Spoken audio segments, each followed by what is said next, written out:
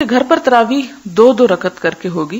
کوشش کریں کہ جتنی صورتیں آپ کو زبانی آتی ہیں وہ ساری کی ساری آپ پڑھ لیں. آپ یہ بھی کر سکتے ہیں کہ ہر 2 رکعت میں ساری صورتیں پڑھ لیں تاکہ آپ کا قیام لمبا ہو جائے. اور اگر آپ قرآن کھول کے پڑھنا چاہتی ہیں تو اس کے لیے یہ ہے کہ ساتھ ایک ٹیبل رکھ لیں جس پہ آپ سپارہ جو آسانی سے رکھ اور اٹھا سکیں. تو قیام میں آپ سپارہ اٹھا کے کھول کے پڑھ لیں اگر آپ کی قرات ٹھیک ہے.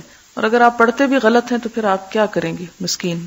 تو اس صورت میں تو فائدہ کو خاص نہیں ہوگا. اس لیے کوشش کریں کہ آپ وہی صورتیں پڑھیں جو آپ کو اچھی طرح آتی ہوں، اور کوشش کریں کہ آپ اپنی زندگی کا کچھ وقت لگائیں کہ آپ اس بات کو اچھی طرح سیکھ سکیں.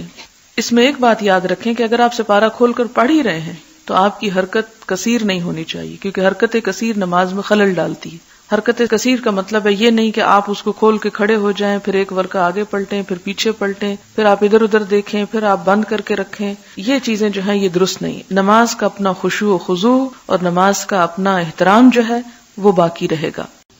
فرض نمازوں کے علاوہ نفل نمازوں میں قرآن کریم سے دیکھ کر تلاوت کرنا جائز ہے. حضرت عائشہ رضی اللہ تعالی عنہ کے غلام ذکوان قرآن کریم سے دیکھ کر نماز پڑھایا کرتے تھے. اسے بخاری نے روایت کیا ہے.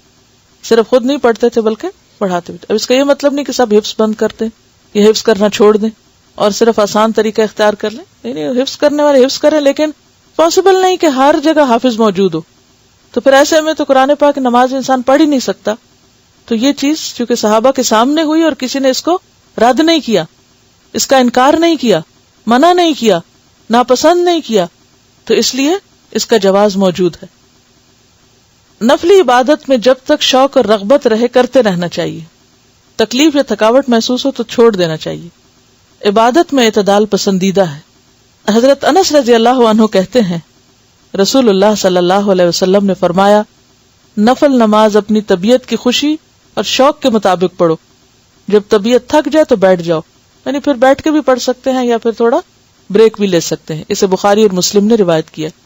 آپ نے دیکھا ہوگا کہ شروع کے 1-2 دن مشکل ہوتے ہیں، پھر مزہ آنے لگتا ہے.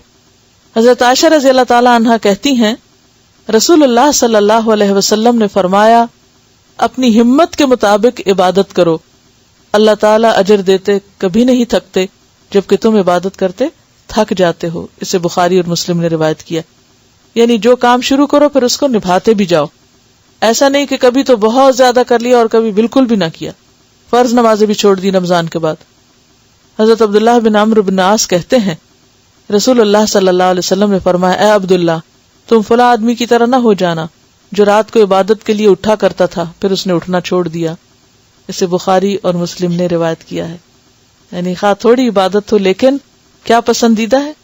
مستقل مزاجی کے ساتھ.